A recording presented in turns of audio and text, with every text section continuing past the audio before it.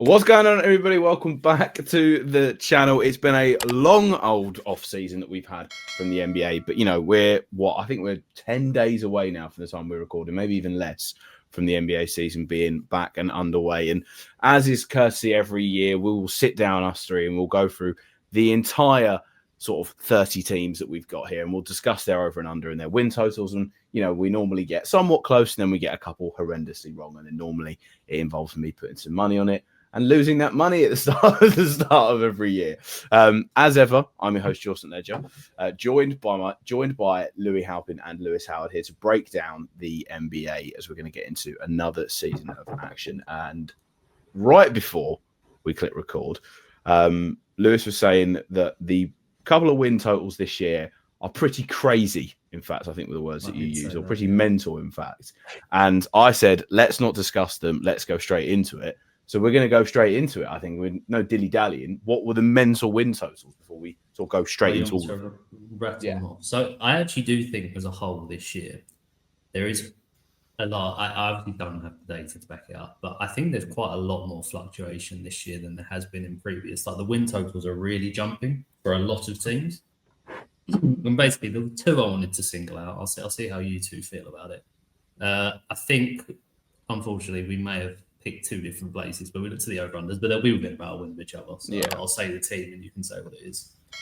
The first one I thought was a bit mad was the Bucks over-under. So do you want to say what that is, and then you two can react? Right. So I will use. So what I think we'll do. Hang on. Let me push us into a. Is it this one? No, is it this one? I'm gonna eventually find it. Oh, where am I? Where are we? Oh no, this is an absolute nightmare. Good stuff right here. Is it that? There we go. Yeah. Right. So these are the standings from last year that I thought would be handy to have when we discuss some of these from beforehand. And then also, this is the lines that I'm going to take as we talk about it for the regular season for teams. So we're going to use the Bet365 ones for it. This is hashtag not an ad. Other sportsbooks are available for it.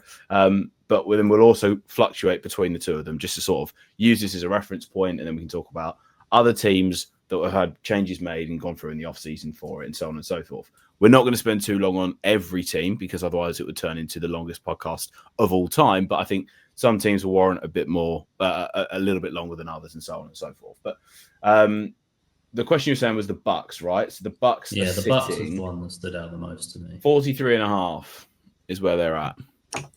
Yeah, for me personally, I just think that's way too low. For a team with a superstar like Giannis in it, who does not miss games like some other players that alter win totals, I'm sure we'll get to. I just don't see how that team goes below that. He does miss games, to be fair. Like, I don't think I think that's not to the extent. Sorry, because obviously he doesn't play as much as Jokic, for example. But compared to, I'll just say them or an Embiid. That's you're getting really, boys. It took 4 minutes for Embiid. Yeah, it really did. Yeah, good stuff, right? But, you're just getting guaranteed production from him. Obviously, they acquired Miles Turner, so they upgraded there. They lost Dame, but I do like some of the younger players in the team. And the main thing for me is just having a player as good as Giannis is, at minimum, a top 5 player in the league, higher, in my opinion. They're not getting that win total. They're going up. I think there could be like maybe a built-in sort of contingency there where they think that Giannis might go mid-season. That could be one reason for it. I know there was a couple of reports, I think like a week or so ago, about that they sort of floated a bit of a New York Knicks idea. I'm not sure how that would really work, to be honest, or how that would benefit another team. You'd have to get another team involved for the picks. Like, I just think it's so difficult to work out that through the season, I don't really see it. I don't think they got worse from last season. That would be my thing. Like, I think they've definitely gotten worse. They definitely have gotten worse. You've lost Damian Lillard. Yeah, but he wasn't. It doesn't matter if he never clicked there. You don't lose Dame and get better. You get worse. But they're filled out more, I would say. Like, I'm not sure. I'm not sure about that. They're filling out more. How? What's the filling out more? We all know Kyle Kuzma was horrendous for them in the back end of last year. Yeah, but Kevin Porter there's a mid-season isn't a trade. point guard. Kevin Porter Jr. isn't a point guard. Gary Trent Jr. hasn't been as good as everyone thought he'd be from when he joined the Bucks after he left the Raptors. I like Miles Turner. I don't like him enough for anywhere near him to fill the void. Like, if I'm being completely honest, for what Brook Lopez did in that team, Miles Turner's better. He's not that much of an upgrade. I'm going to just say that.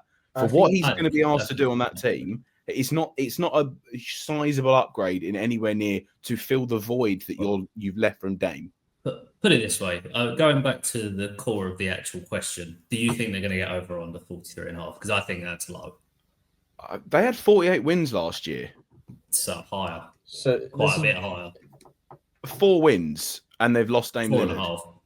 4.5. And they've upgraded. 43.5 is the line, isn't it? So you're asking for 48. So 4 wins would be over. Yeah. I mean, Dame Lillard just wasn't that good last season. Yeah, exactly. But he's still having Dame on the floor means that you can't just focus on Giannis. That 5-man roster, you can just focus on Giannis. Yeah, offensively, Giannis is so good that to a large extent that does not matter.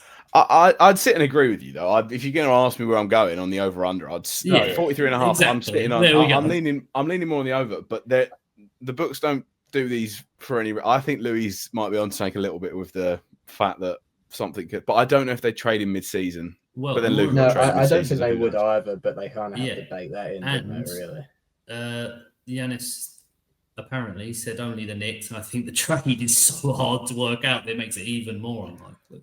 But I think that's just him. If they ship him somewhere else, has he got a no trade clause? Has he got a no trade kicker? No, I doubt it. No, so it doesn't really matter what he says. They can put him anywhere they want. So, yeah. But again, today I think they signed like his 4th cousin. So it just goes to show you sort of where the feelings are in that. But I think we spent too long on the Bucks anyway for how long this is going to be. Going back to the point, I thought it was one of the more egregious ones, and we all quite happily agreed on the over. So I think that's what was the other one?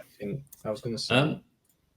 Go on, though. I was just going to say, I think the East in general is going to be worse this year because Boston's going to be worse. So that's a couple more wins that you're probably hoovering up. Yeah. In any case, funnily enough, if you want to go to Boston, I thought Boston was another interesting one actually. So we've got Boston sitting at 41.5. That's last year. What was they? They were 61 wins. Obviously, you're losing. Looking last year is a bit tough for them, obviously, because Tatum's out. Yeah. Not as long as we thought, though, potentially. No, Horford, by the way. I don't think Tatum comes back this year, even if it's. I think maybe the playoffs, but they'd have to be a top 4 seed, I reckon, for him to be played. And I don't know if they will be. But I will say, I do actually think they're going to hit the over on this. I think they have too many good players. I think the coach is too good that I can't see it going below. Yeah. It's just what Jaylen Brown's like as a number 1 option. Consistent number 1 option as well. Not like just one night. I think he'll be consistent, and I think I trust quite a few of the other players they've got to step up, basically. I don't think it has to be Jaylen Brown or bust. Obviously, they're going to get a lot less wins anyway. Is Sam Hauser genuinely going to be a starter for them? I was going to say that front court depth is shocking. It is. You're right. Outside of Jaylen Brown is bad. That is actively quite bad. And they did trade away this year, really, to be honest. So I don't think there's a lot of incentive for them to push for a top 4 seed. No, I think they're more of a playing team, if I'm honest, at best. Playing with 41.5, it's kind of sitting around that, really. So yeah. No, it is. It is. I think they could definitely be in and around that because the East is that bad. Who else we're talking there? I mean, you'd hope the Atlanta Hawks would hope for themselves. You'd hope the Hawks that. It'd be something Chicago, like the Heat, the Bulls, maybe the 76ers for getting to that conversation. Oh, that'd be disappointing if they were around there. I think probably for them it would be. The Raptors Sixers chat is I think they deserve their own segment for it. But they really do. I think for 41 for Boston, you're asking them to do pretty much what Orlando did last year. The more I think of it, I don't know. I think it's questionable. I think it's quite. I don't think it's a lot by any sense of the imagination, but I think they. No, I think you're right. This wasn't one of the egregious ones. I just thought it was you're a brave an man. interesting one. You're a brave man to take the under for the Boston Celtics at 41.5 is what I'd say. I tend because to agree. As much 41 is low for what that Boston team will still be like, but I don't know. I think I'd lean narrowly. Thing is, they weren't even good at home last year, which is what in my head is where their sort of bread and butter was, and they wasn't that good at home last year. So, and you've lost Drew, you've lost Kristaps, and you've lost Tatum. Is that a 20-point hit for a 20-win hit for a team? Tatum is almost by himself. The other two, I'm not in touch because Kristaps wasn't really there. Let's be honest, and Drew's kind of in the fading stages of career. But I think Jason Tatum's probably accounting for a lot of that. It's tough. It's tough. I think it's in and around there. It's a hard. Yeah, agreed. Well, I think you have to pick. I would lean on the over. I'd lean on the over for it. But I'd lean on the over. I don't think the East is very good. No, agreed. Louis, have you got any that stick out to you in terms of win total so far?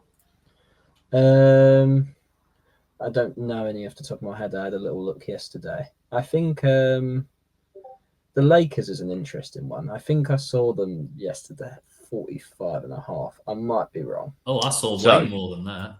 The Lakers are 47.5 that we have here. Right. And obviously last season they ended up with 50 wins. They ended up having a bit of a rally towards just the back end of the last 10, but sort of the back end of the season they had a bit of a rally for it. And obviously that final day set of games for the Lakers, Nuggets and Clippers that it all fell on. That actually was ended up being quite an interesting finale towards the end of the season last year, which typically isn't the case for the regular season. No. It wasn't in the East, but it was in the West. So there was actually something to play for it. Obviously, the Lakers are going to be going through that sort of, I don't think this is LeBron's final year by any stretch. So I think we would have known by now. So I think he's going to have at least 2 more years playing in the league. DeAndre Ayton as their marquee summer signing, some would say. I don't hate this roster, but there'll be ways in which obviously there's still gaps and gapes, and they'll have injuries and so on and so forth. 47.5. That. You're getting a haircut on what they did last year. Yeah. I think this is really tight, this one. I think it's really tight. I think it's pretty big that LeBron's missing the first month. Yeah, I would be tempted to stay the under on this. I think there'll be about 47. When he first got traded there, they were very good, is what I will say. And then I think when they tailed off is when they had a few health concerns and stuff like that. The gaps really are defense, right? Because I think Ayton is a massive improvement really on what they had before, just off the basis of he is like a functioning center. That's one. But he can't defend, and neither can LeBron. Obviously, neither can Luka Doncic, neither can Austin Reeves. So you kind of put a lot on poor old Rui in that depth chart anyway. But or Jared Vanderbilt, I guess, if he can stay fit. It's an interesting one because I think Luka's coming in this season with a real point to prove. You would say. I mean, the weight loss is obviously going to be the thing that people talk a lot about, and summer in sort of international basketball has been quite impressive. And I think he is a pretty strong candidate for MVP. And around this sort of age is when you get these types of seasons where, the roster might not be amazing, but you rally to a certain number. But the West is pretty brutal. I think I would slightly go over, but it's very close. I think, again, it's a good line from the bookmakers. It is a good line, yeah. The ultimate thing for this, I think the issue is LeBron's missing the first month. So you're taking LeBron out of that straight away. So you're putting Jared Vanderbilt probably into the starting lineup unless they go and they run small and they play Marcus Smart. But I don't really know what he's looking like for it. I think Marcus Smart is a very good addition, which has gone under. No, I don't care that he can play that. It's the health. It is. But I also think when he was in Washington, you're not really incentivized to play as a 30-year-old. He wasn't going to break his body for it. I think he's just rested quite a lot that year. Yes, I guess as well. I think that's the case for it, but. Controversial, maybe it's some controversial opinion. I think they might struggle a little bit when LeBron comes back in a way, because I always think when Luka has these sort of heliocentric offenses that he can sort of run, where these players you don't think are great, but they can feed off him quite a bit. I think he tends to drive them to a bit, but when other players kind of come and he has to integrate. It takes a little bit of time. It does get good, obviously. You know, we saw Kyrie. I mean, and stuff like that, that opening night game against the Warriors is going to be unbelievably good because you're going to have a Jimmy Butler that's probably in his final year of being at his prime level. And then you've got Luka Doncic, who's got the biggest thing to prove. Like that opening night, Jimmy Butler's going to have that assignment 100% as well. So that'll be good to watch. But I think, like we said, I think if we're going back for the totals for it, 47.5. I always tend to think that, and I know they did it last year, but I think there's a bit of Lakers tax included in this. If this line was 44.5, I'd probably be all over it. But I think for this, I would lean on the under for it. I mean, I don't think it's a banker. I wouldn't sit there and bet. No, I think it's by a hair. I think this goes either ways. The ones that I wanted to talk about was this one right here, the New Orleans Pelicans.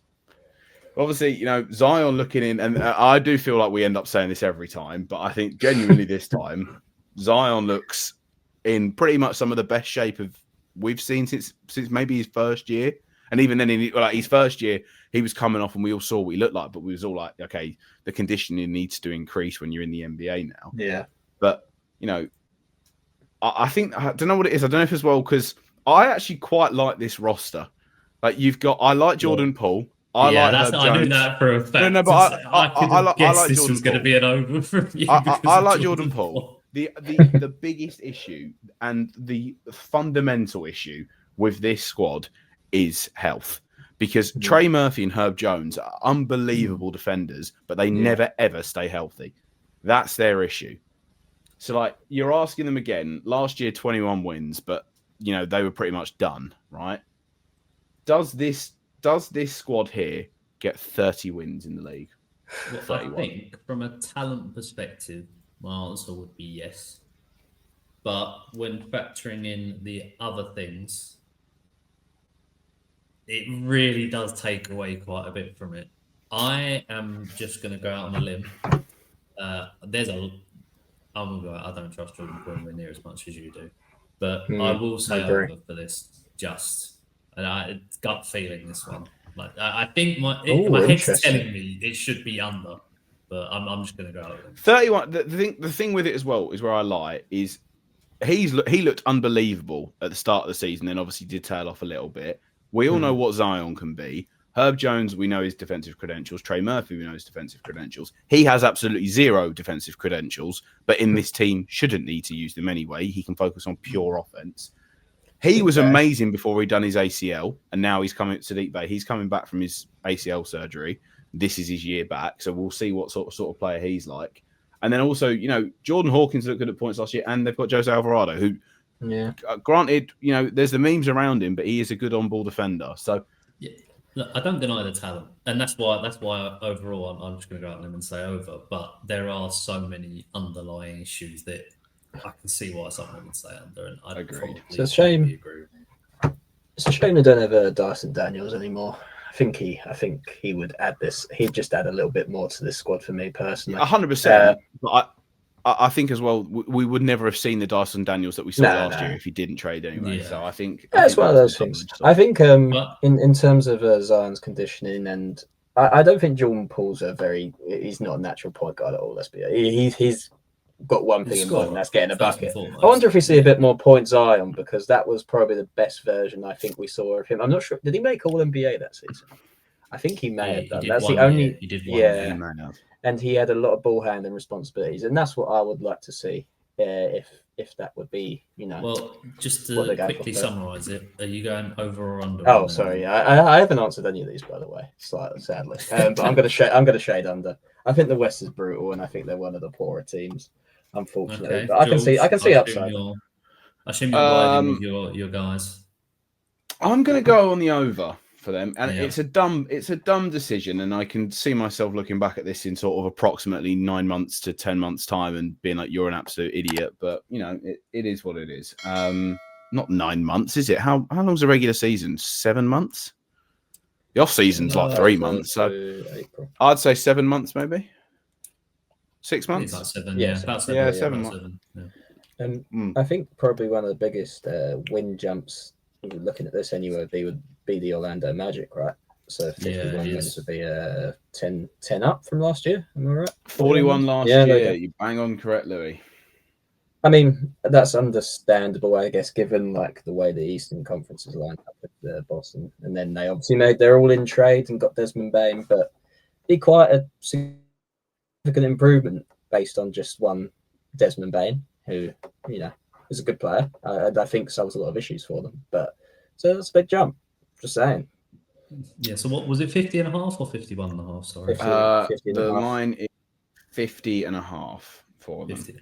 Okay. Yeah. I think as well. So I actually thought what they paid was a bit silly, but I think the fit of Fitz is unbelievable. Fitz perfect. Fitz unbelievable. If Jalen Suggs comes back and looks anywhere near as good as he was, is great. And low key, I love the pickup of Tyus Jones. He was nowhere near utilised enough on the Suns team, and that Suns team was a cauldron of absolute disease last year anyway. He is an unbelievably good point guard. Like you hear all of the All-Stars will always talk about Tyus Jones. You know he's a good player if they all respect him for it. He needs to kind of I think it was his sophomore year last year. It was his third year because he had flashes of moments. He's a good player, more defensively minded. The issue with them is always three-point shooting. They've solved that now in theory with Desmond Bain. And then if you get Bain in there, it should alleviate some of the pressure on some of the other guys who can then potentially open their shots up. I still don't love their centers. I'm not a massive lover of Goga. I'm not a massive lover of Wendell Carter Jr. I think they're their weak points. They are. Wendell Carter Jr. gets injured every year. Wendell Carter Jr. will miss 25 games every year without fail, just with ease. Jonathan Isaac, we all know what he was like. But again, he will play 10 games or he'll play 9-minute stretches in games. I'm not even talking about Orlando Robinson. Is Desmond Bain good enough to add 11 wins in the East, 10 wins in the East? I think the reality is in the Eastern Conference, he might be. Just off the basis of that, in the Western Conference, he's not even really fringe all-star. I don't think we've ever really considered Desmond Bain like an all-star caliber player, but in the Eastern Conference, it probably is.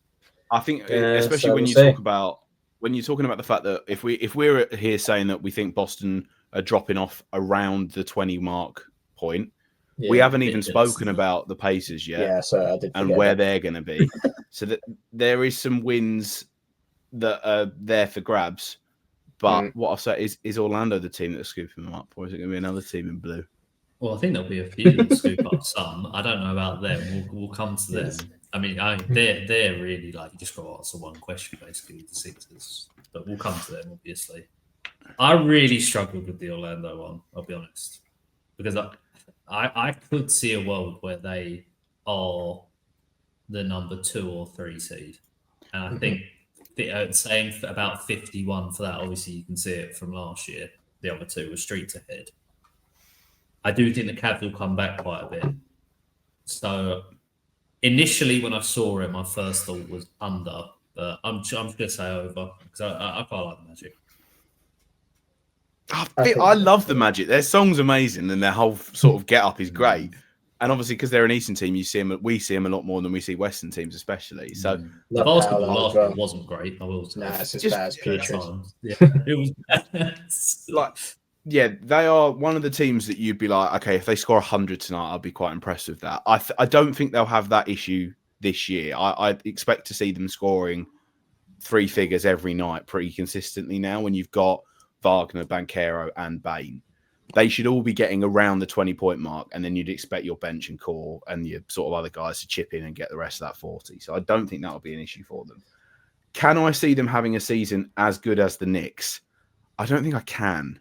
That's my issue. Yeah, I can't see them having 51 wins. I will say as well, I don't know this for certain because I looked at it glancingly. I think their strength of schedule is pretty bad compared to some. I think they've got a hard one compared to quite a few other teams. I love don't know the that Magic for sure, but I think I saw that. I love the Magic. I just think that's a little bit too high for them. So I would lean just on the under for it there.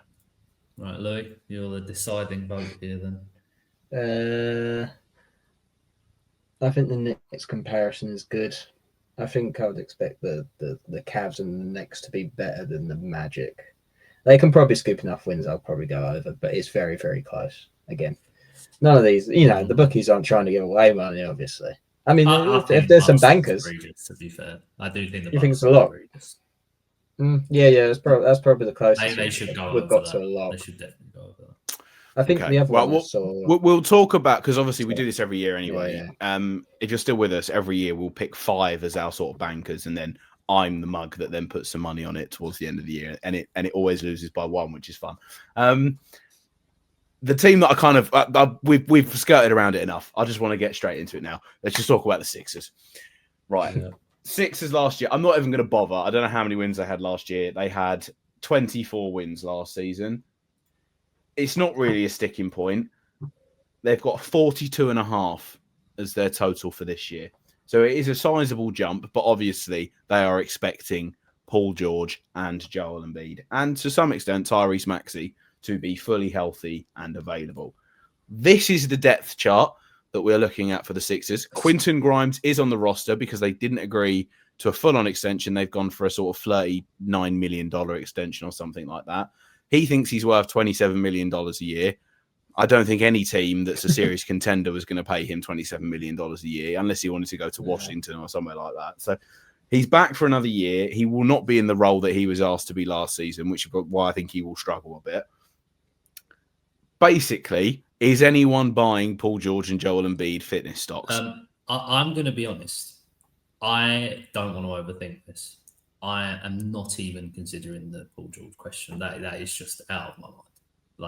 I don't care whether he's going to play a lot or not. I have one question with Philly, and it is Embiid going to play enough games to get to this win total? Because just like with Giannis, a player like Embiid, if he did play most of the season, they should get it.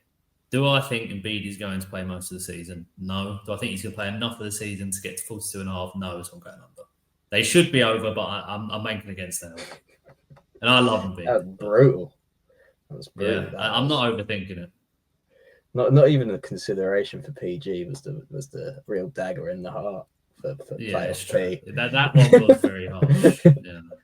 But poor old Jared McCain as well. Yeah, well, he's down already, so that doesn't really help. Yeah, I think it's all on how many minutes Embiid plays, and I just don't think it'll be enough. I thought PG might have been missing the start of the season, or am I wrong on that one? Or is he definitely back? Well, they're all day to day, Louis. So they're all day to day. So no one really knows. Embiid. Even Embiid. Yeah, well, Embiid. No one knows what Embiid's like at the minute still. Yeah. That would concern me going into the season, to be honest. I mean, because at the end of the day, this is obviously a roster that's better than. Yeah, this is a roster that's obviously better than that win total, but I think it's just all on how many minutes Embiid plays. Yeah, they could get close though if he even plays like half of the games. And then you got PG coming. Like I said, I just don't think the Eastern Conference is good enough for like you to have. You don't need to have a great deal of quality to get that total. Yeah, I mean, I think I would shade over for fun. Why not? I think I do Sixers over. Right, just in looking at some of the stuff, I've just stumbled upon this and seen some clips of Joel Embiid looking healthy and dunking during a open scrimmage. I tell you what, I've just said under. Louis just said over, so it's on you to decide the fate of your beloved team. So. Right. Well, what I'll say is, in any case, the Sixers will not be making this bet because I can't be bothered with the Sixers ruining another season over total bet for it. I think whenever we do these, I think we always go into it with the assumption that the team is fit and healthy. Last time. Yeah, that's for sure. Do you know what?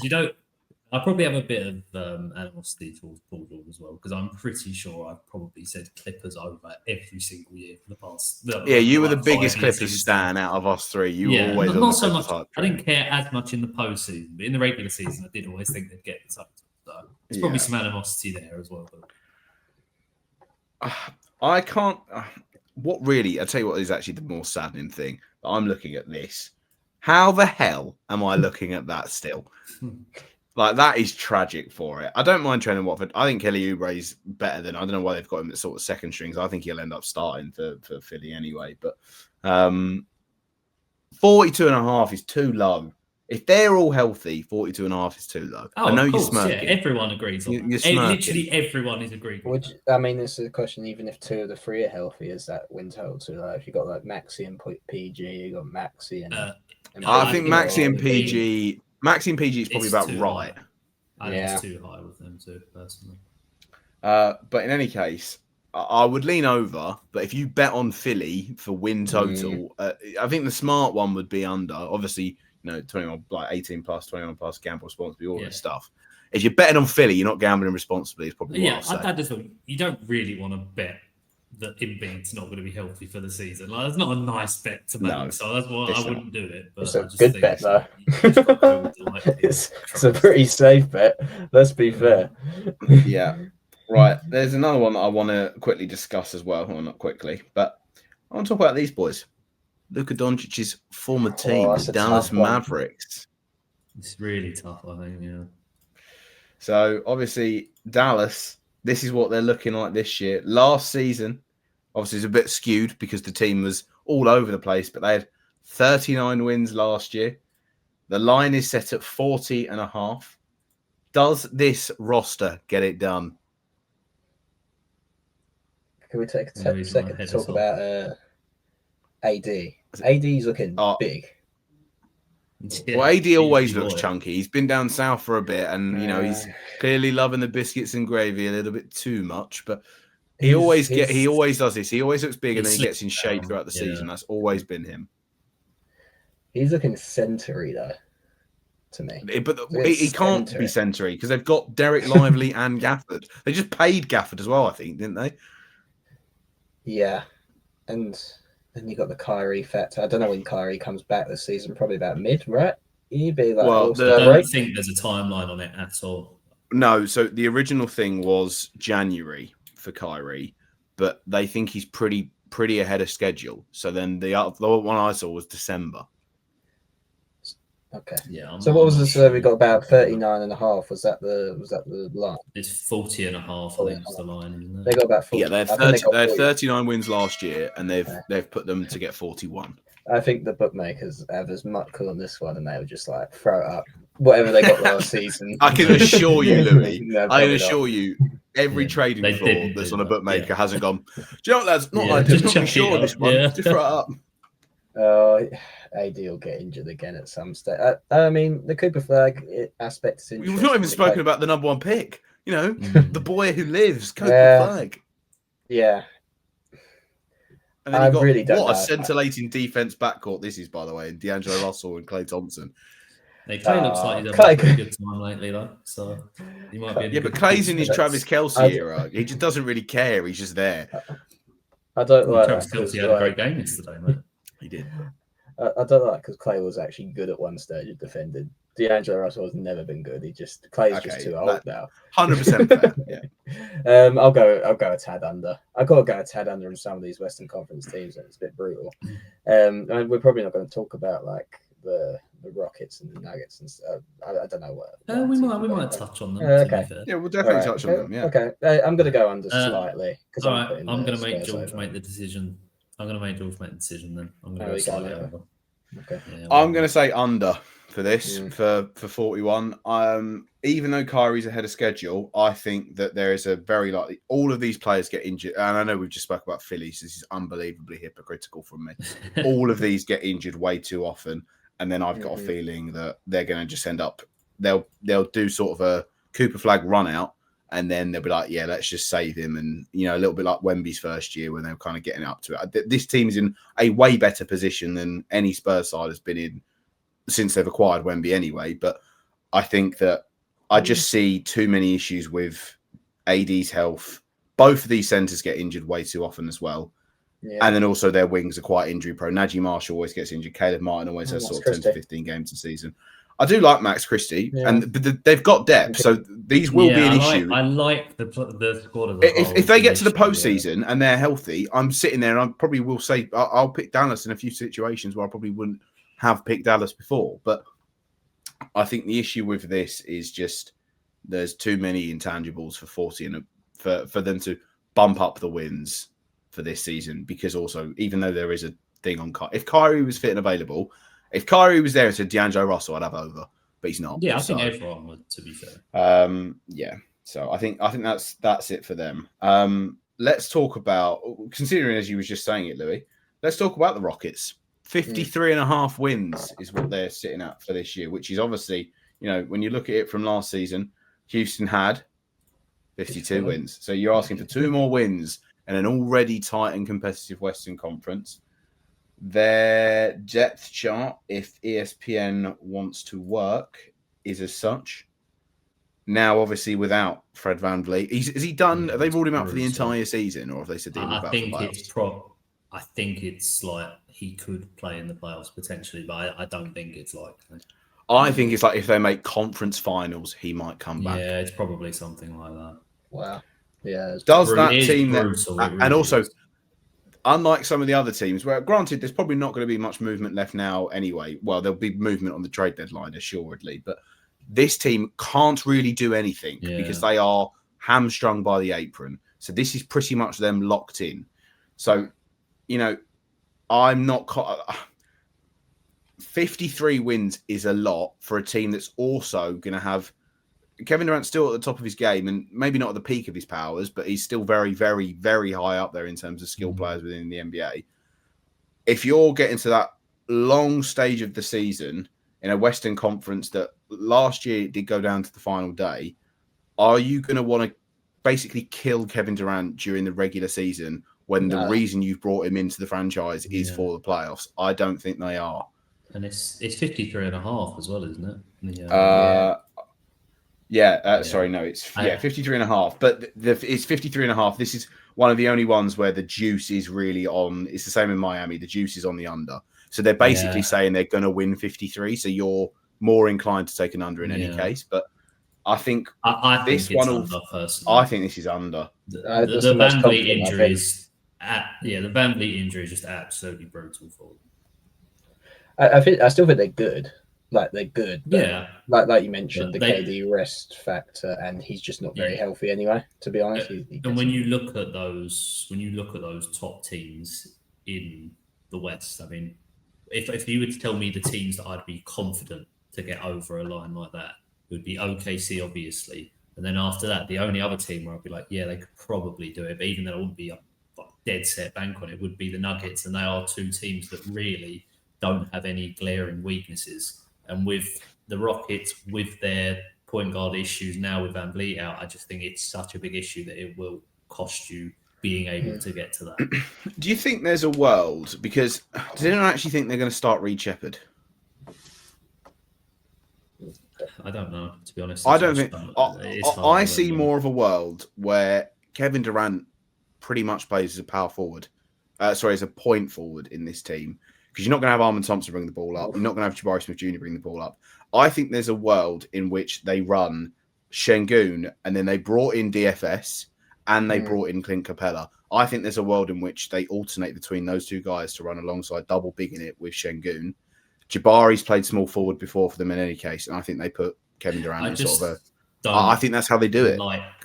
Maybe they do that in some games. I just don't like the idea of that for the majority of the games over a full season because you're taxing Kevin Durant so much. Yeah, I don't know what they do. I think they end up also then potentially picking up someone on a vet minimum, like a guard, because they're not going to run out. They're not running Aaron Holiday or Reed Shepherd. You don't do what you've done and then play that.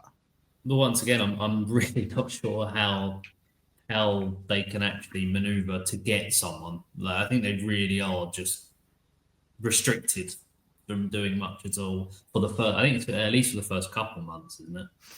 Yeah, it's until like November, late November. I think is until when they can do it. I can't remember the trade deadline shuts for it, the first window stuff. So, but they're a little bit good, just not that good to get to that. I think the most confident I've been on any of the picks of going under actually on them.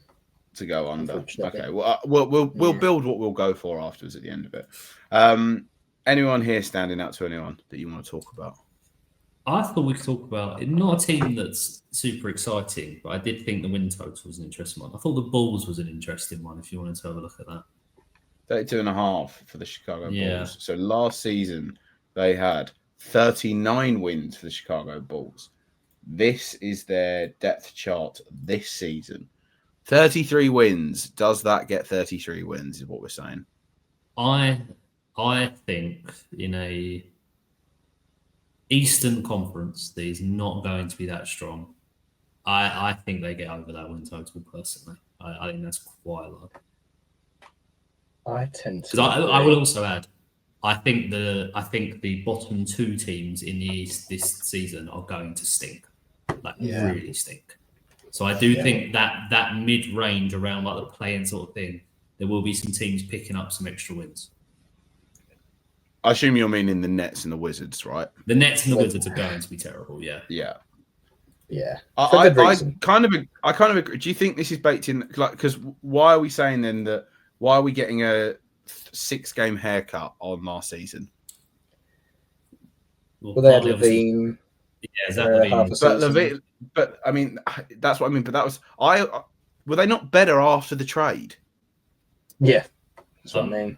I know Kobe White definitely stepped up. Yeah, and Josh Giddey had his games, so I do think they should crack on a little bit.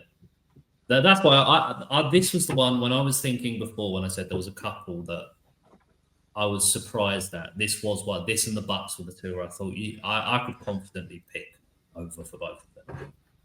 I do think they tend to do the same thing every season where they sort of end strong when everyone else is kind of not really trying, and that brings them up a little bit. Because I think I don't know what exactly their pre and post All-Star splits were for like wins and losses, but I'm gonna guess that it was pretty marked improvement. I seem to remember they make themselves a player. They play the Miami Heat every single year, which they probably will do again, and then they lose, and then they just do the same thing every year. But I think that's pretty decent depth, to be honest.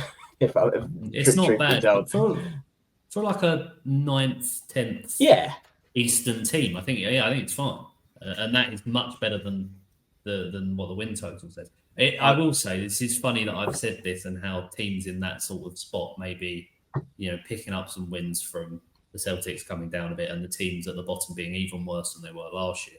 That would then lead you to say the Sixers might get that win total, and I went under for them. So it may be a bit of a juxtaposition there.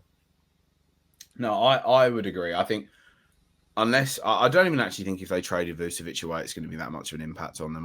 I think he's still an option, but he's not that much of an option anymore, really, in terms for his defense is pathetic, but his defense I still like him though. I still like him, and I think he's probably this is probably where he is now. It used to be before he was probably a bit above them, and now this is probably his level in the NBA for it. So it'd be an interesting one to watch. I also agree. I think if I was to put them anywhere, I would also have them going over for this one.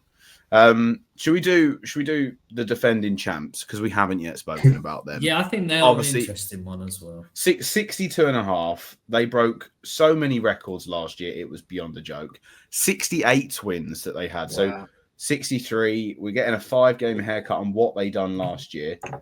The roster is pretty much the same. They didn't really do anything from my memory. They might have picked up a couple of people in the drafts, but Chet missed a lot of games as well last year. Yeah. But the one thing I will say is, and this is obviously only one example. I remember reading someone was talking about projections, and they were saying the comparison between them and the 17-18 Warriors, because that was the last team to get like a truly massive win total. And then next season, they got 58 wins after being projected to do, obviously very, very well again. So I do think there is something to say about them maybe regressing a little bit to the mean, because they probably, even though, you can say any team's worth their win total, 68 wins, you do think there's probably a bit of inflation there, and maybe them having a target on their back now could bring it down. But the problem with them, I think, is you then talk about Chet, the fact that they're young players, they should be improving, a lot of them. So do they go down enough? Even because I do think they will go down a few wins, but will it be to the point where they are just, and this is ridiculous to say obviously, but just a 60-win team as opposed to being in that like 63, 64? Yeah, I do think I read that this is the highest over under set total since that Warriors team, like you said, the season after they won 72 games. So I think that one was projected something ridiculous, something like 68 or something like that, and they're never going to get that anyway. But I kind of agree. It's weird because we're kind of it's more of a speculation type of thing rather than looking at what's on paper in front of us. And like you said, all the evidence would point to the fact they just continue this trajectory and go up. And like you said, a lot of their players missed a lot of. I mean, Chet missed a huge chunk of the season last year, and that didn't seem to really affect them at all. So on paper, you'd be like evidence basis, they'll probably do that again or like get over at least 62.5, but part of you just thinks, that how the effects of going to the finals has an impact on the season after. We've seen it a couple of times now. But it does tend to come to fruition, I think, a bit more during the next postseason rather than a regular season type thing. I'm gonna go over, but it's I just don't see a reason why it couldn't be. I'm not going to debate it. I think this is not an easy over, but I'm pretty confident in saying over. I think the main reason for me is this is probably the last year that this core will be together because they're going to have to move one of these pieces next season, like with no exception because of the apron rulings and everything that they've got. So you're probably going to look at moving Jalen or Chet next season, and it goes into another sort of semi-rebuild for the Thunder because they've got endless picks in any case. But this is what they were all set up and they're going to do. So it's not going to be an emotional thing for them. I think it'll be pretty ruthless. But when you've got Alex Caruso sitting this far deep and you've got this much depth that they've got, and the fact that their role players just end up being elevated for what they would be on any other team, like Jalen Williams, Isaiah Joe, Aaron Wiggins were having silly point games last year for them because of this whole ethos that was around that Thunder. I don't think that dies off this year. I think they'll probably be my pick to win it all again, if I'm being completely honest. I don't know where you're sitting at for it, but I can't see a world. I don't think between them and the Nuggets again. I don't think Denver are even in the conversation for me. But I think all of this for what we've got now, I don't think they are. But for what this team is and what the rest of the league's done, I don't think I can't see a world in which, unless these players suddenly don't care because they've won one early in their careers. But normally, the way that these players are built now, you win one early, they want to go back to back, and then you want to create a dynasty and all of this stuff for it. So for me, I think 62.5, yes, it's high, but I would probably have them winning. I don't know if they win 68 again, but I'd be fine with fading for 65. So 68 again. I think, to be honest, obviously we're not doing any statistical models here, of course, but I think if you were to do them, I think most of them would say to go on the under here, just based off 100% historically how well NBA teams do, especially in the West. But I think because of that, I probably would take the under, even though I wouldn't have a concrete reason why. It's just more just looking back on historically how these things go. But yeah, everything you say, I agree with. They very easily can be a 64 win team again. Okay, let's talk about a couple more teams and then we'll sort of end up rounding it off because it's already been 45 minutes, which is a bit mental. Let's talk. We were just talking about them now. Let's talk about the Denver Nuggets. 53.5 is the line for the Nuggets this year. They had 50 wins last season, and their depth chart is as such. Obviously, their main trade this year, they cut Michael Porter Jr., brought in Cam Johnson from the Brooklyn Nets, who we said are going to be probably one of the. We're not even going to bother talking. Just take the under on the Nets, whatever it is. Pretty much. Well, the funny thing is sometimes when the over-unders are set so low, you can flirt with it. Yeah, you generally go for the over. Like I think the Jazz have the lowest out of everyone at the moment. Yeah, I think the Nets and the Wizards maybe are like 20.5, something like that. Maybe it's gone one the other way, but I still would bet the under on both those two. Well, we did the Wizards. We did the Wizards last year because they had Jordan Poole and they had a few other talented pieces and ended up hitting it. But I don't know who the Brooklyn Nets have apart from Cam Thomas, who's scoring that ball. So unless there's someone that's in that deep in the draft who's going to prove everyone wrong, which could happen. But anyway, that's enough for the Nets. That's way too much time for what they deserve. Too much about it.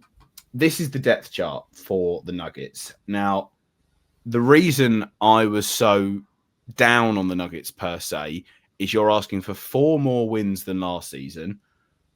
I don't see it. I really don't. I'm surprised as well. This doesn't sell it I to me. think you're This looking is at not the wrong side. Yeah, that side's what sells it to me.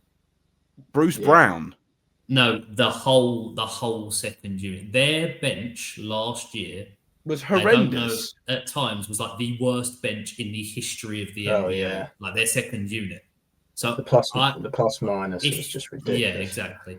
And obviously that's going to be the case to an extent. Yeah. You have a player who the offense runs through like Jokic, but there have been players like that. There are players like that in the NBA who even have a higher usage rate, and their bench was still not as putrid. Like it was so bad to the point where in the playoffs they were struggling to get like 2 players to be regular minutes, decent minutes takers in those games where you only really want a 7-8 man rotation.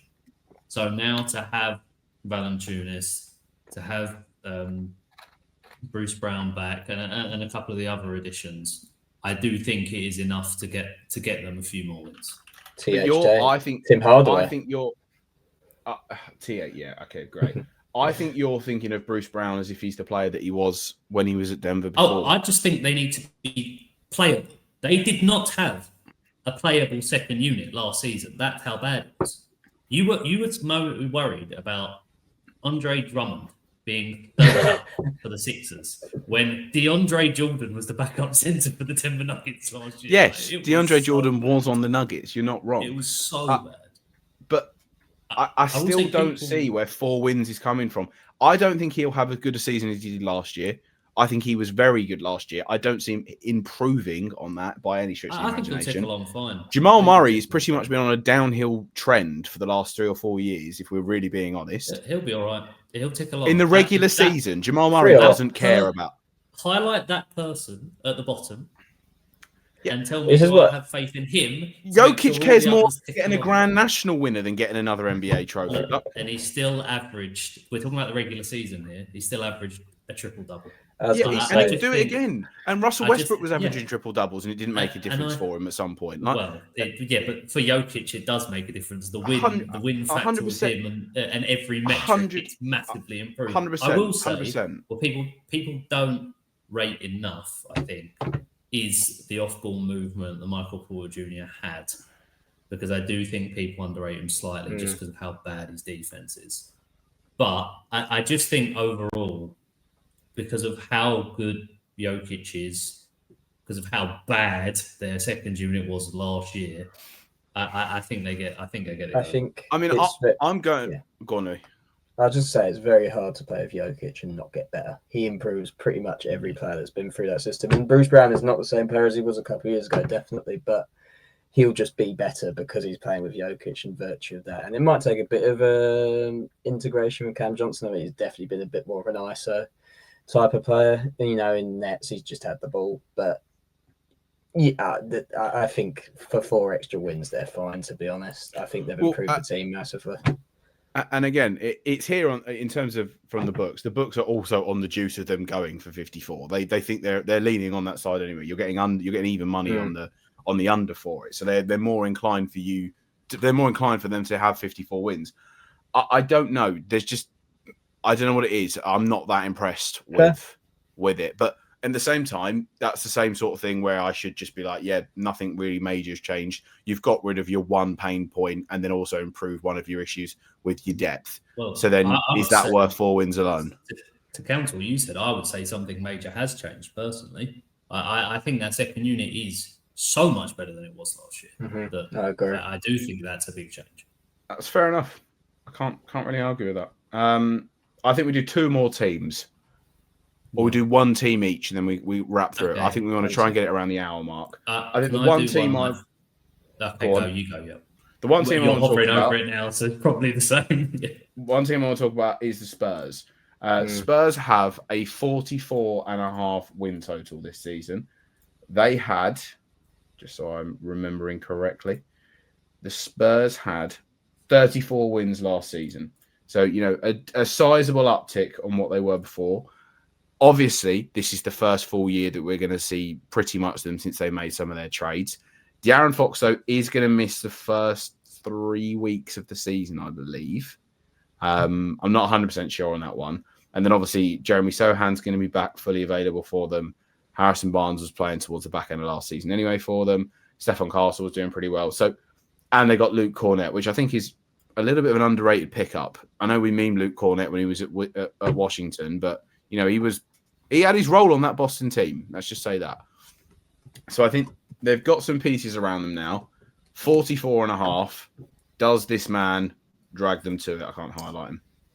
Yeah, I mean that's the whole question, really, isn't it? Because basically, what the projection is here is we've talked about players before. When I said, look, if Giannis plays most of the games, fit and healthy, which he should be, and when I say most of the games, like a Giannis level games, then there's no way they don't hit like a low 40s win total.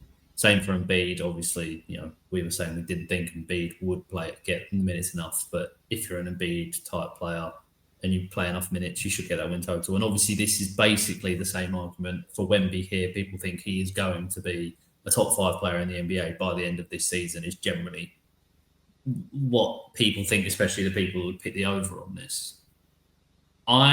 There's players I like on this team, but I'm not the biggest fan of the overall squad, I think is what I'd say. Mm-hmm. So it is essentially, and because of that, it essentially does come down to the question I just said, which is Wembanyama going to be good enough, early enough, to the point where we think he is like a top 5, top 7 player in the league and will be able to carry them to a 45 or more win total? I don't know how you lot feel about it, but that is the question to me. Yeah. I mean, I also think there's an interesting dynamic with their backcourt going on. Obviously, De'Aaron Fox is the big sort of blockbuster trade last season, but obviously we didn't even mention Dylan Harper as a number 2 overall pick on that team. Yeah. And they just somehow managed to get high overall picks every time they go into the draft now. I think that's just interesting how they're going to balance that, because they're all kind of the same players to me. Definitely at least Dylan Harper, Stefan Castle more combo guardy than they are playmaker, and that's an interesting dynamic, because I do think Chris Paul was quite decent for that team anyway last year. I mean, anything's better than their Jeremy Sohan point guard experiment they had a couple of years ago. That was truly atrocious ball. But I kind of agree. I think he is on the level where I'm like, oh yeah, he's going to have a great season. I mean, he was doing weird stuff like living with monks for like 3 months, and you're like, you're like, oh, this is going to be one of those things. Turn up.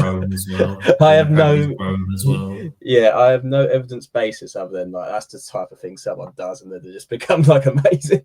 But he's already amazing, let's be honest. But he just looks a bit more built this year. I don't know about you two. He just looks like. I'm not sure if you saw that, but by the way, atrocious foul calls going on in preseason as well, which is another aspect to go on with. I think he could have an MVP caliber season. I think he's full favorite or something, 5th or full favorite at the minute. It's just about health for him, and I just can't ever seem to really believe that he's going to stay healthy for a full season at the minute, just because it's just the way he's built and the way that he plays is just so taxing on someone like him. I think I'd go over. Because I do believe in the talent that he has, and I can't go into it thinking that he's going to get injured. But I do agree that like when I look at the depth there, and we were looking at the Pelicans there, and I was like, I kind of like some of those Pelicans players. It'd be good on here. But I think that the Spurs have. Yeah. I mean, I think he's already in the top 10, actually, if I had to pick right now. Top 10 players in the league. So that can carry you a long way. Yeah, I would lean on the over for this, just because I think they'll also probably make another trade in the middle of the season. I think there's a lot of question marks as well. When I said I don't like the overall, well, I'm not sure on the overall squad. Maybe is a better way of saying it, because obviously, as you say, how is Dylan Harper going to look in his first season? Stefan Castle in the second year, where the dynamics are probably going to be a bit different in the squad. How is he going to be able to fill in and mesh with the team? Because obviously, he had a good year last year. I do think maybe a little bit overinflated. So it'll be interesting to see how he fits, because he's obviously a good player. Yeah, there definitely are question marks with the squad that maybe give me second thoughts. And as you say as well, with Wemby, they're probably going to have to manage him to an extent. I think we all know that. What I will say, when you were talking before about what he's been doing in the off-season, I think the one thing you can't deny is that he seems to have a great mentality, and there are some players that have been touted as potential stars before that you have question marks over that kind of stuff. But with Wemby, I don't think you can have any. So that does give me confidence that he will be able to step on this season. Lack of gumbo in San Antonio, to be fair. That'll be the one for it. There's churros. You're all right. There are churros. We every time I think of the Spurs, I think Chuck with the big old women down in San Antonio. Every time, man. Okay, we've just ticked over the hour mark. Is there any other teams that you kind of really want us to talk about before we go and lock in a 5? Not in detail, but the Suns are definitely going under. Just saying. You're going under. Yes. Yeah.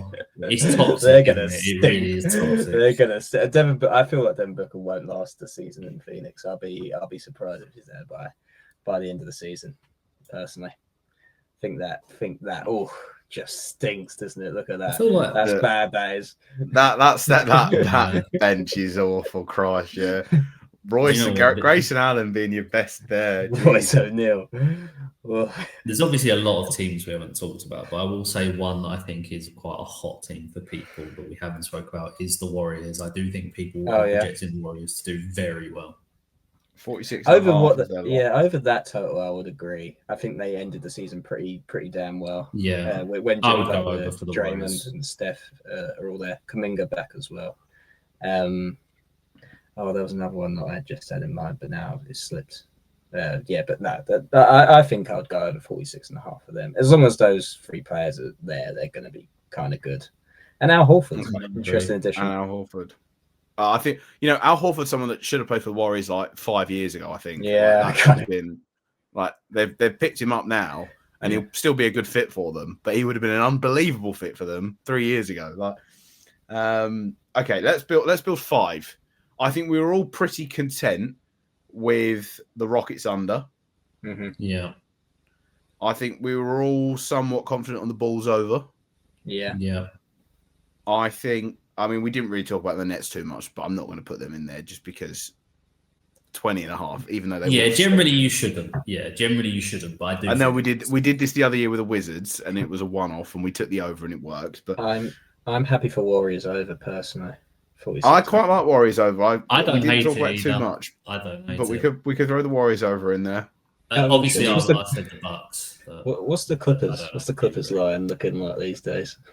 The Clippers are 48.5, one more than their counterparts, which is quite high. It's tough. I think they're going to be in and around that, to be honest. I think anywhere from 45 to 50 is fine for them. Obviously, that's quite the range. Contract voids or anything of the sort, or some types of business moves. And we talk for God's sake. We talk about the questions before. Kawhi is another one to add to the list of how many games is an X player going to play. Chris Paul, back. He looks. By the way, I don't know if it was more possible for him to look more bold than he does as well this season. He's got even more. It's Louis. It's unbelievable how bald he looks this year. It's actually impressive. I'll give. How can it get bald? Is it more maybe like a polished look, perhaps?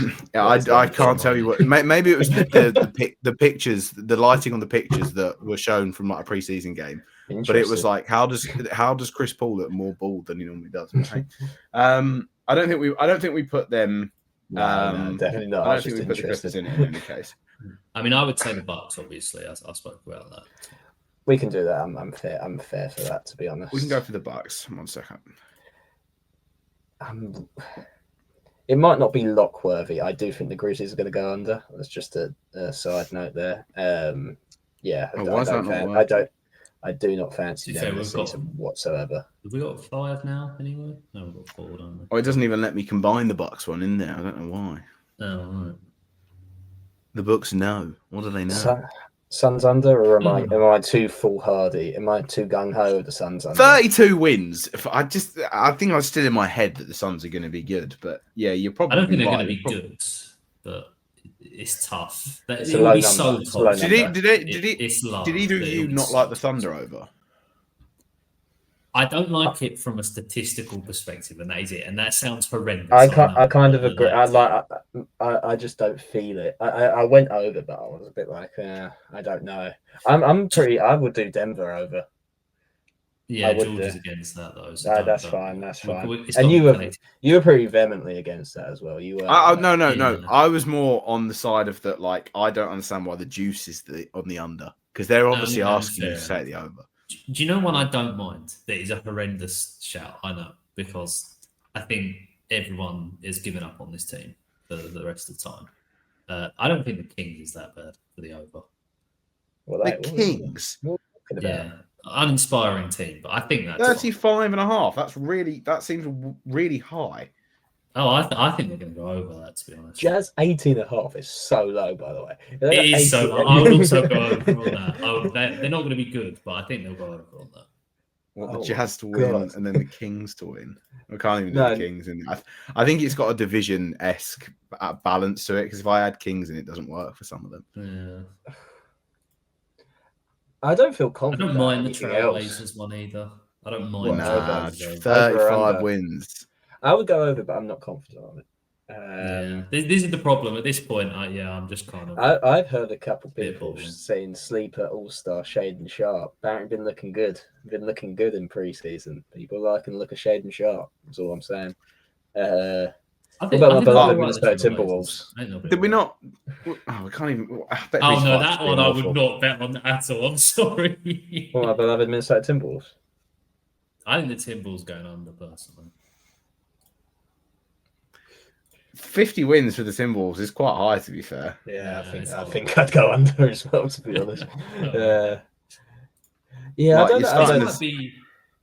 This might be the year more than any where we haven't had multiple ones that we are very confident on. Maybe we're getting cautious as we grow older. Who knows? No, I just think we did like the Celtics for 42. Yeah, I do like the Celtics on the over. I don't. So we can do it. We can do it. Oh, well, there you go. Yeah, we can do it. It's closer than the other ones. We could say that would be it. And I think that's not that bad. I don't know why this isn't working. I can't even type it in. But I think that maybe that's the one that we do, because that's just a little bit scary. And under 50. I like that under a lot, but we're definitely doing the Timberwolves. Yeah, no, I wouldn't do the under on the Timberwolves either. Personally, I think they're going to be in and around that. This is weird. I feel like more than any other year. I obviously don't know because I can't remember that far back, but I feel like we usually come to a 5 relatively quickly. I don't mind the Washington Wizards. I like. It's weird because it's not even letting me. I know, like the under. No. I said the over on the Heat. He said the under on the Wizards. I definitely like the under on the Wizards. I think they're going to be putrid. They don't even have Jordan Poole. It's low, but I would go for the under on the Wizards as well. They have no incentive to win. We've got like a good draft class this year as well. I mean, I know it was the same last year, but they do. But do you not think Chris Middleton and CJ McCollum are going to try and win games? That was if this was in 2021, maybe. For God's sake, Louis, right. Those two players were good about 4 years ago. CJ McCollum is still good. Chris Middleton, CJ McCollum is still good. I would be more inclined for Chris Middleton than CJ McCollum. Well, to be fair, there's only a certain number of teams that's even letting me combine them with for some reason. We don't have to do the bet now. No, we don't have to, but I I will tweet it out, whatever it is, because we'll decide upon it before, and I will tweet it out. But I think we'll leave it at those 4, and then we'll decide where the other one will be. But I'm pretty happy with those 4. I know you don't like the Celtics, Louis, but I think we can live and we can learn from there. I think we can live and we can learn from that in sense. But that wasn't Celtics. That's okay, to be honest.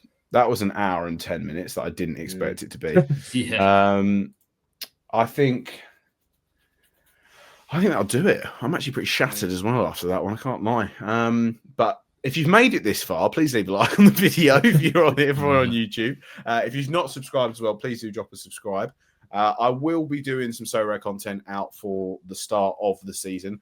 I just haven't had enough free time, and then I was ill for a little while, which wasn't fun. But there will be some so-rare content coming out. I know there's been quite a few changes that have come to it as well, but we will sit down and we'll go through it. And maybe we do because the common game this year has had another revamp for it, and I don't know how they're doing it in terms of the Emirates Cup, because it starts earlier this season than it does normally, so they're doing something for it. So maybe we do a stream where we do our lineups for that and go from there, because it's a little bit fun for it, but we'll wait and see. Yeah, have either of you got anything else you want to say? No, I think that's all. No, I'm going to look up Chris Paul's bald head when we finish. Okay, yeah, do that. Anyway. Smart play. I think that's probably the perfect way to end it there. Thank you very much for watching. We'll catch you next one. Peace.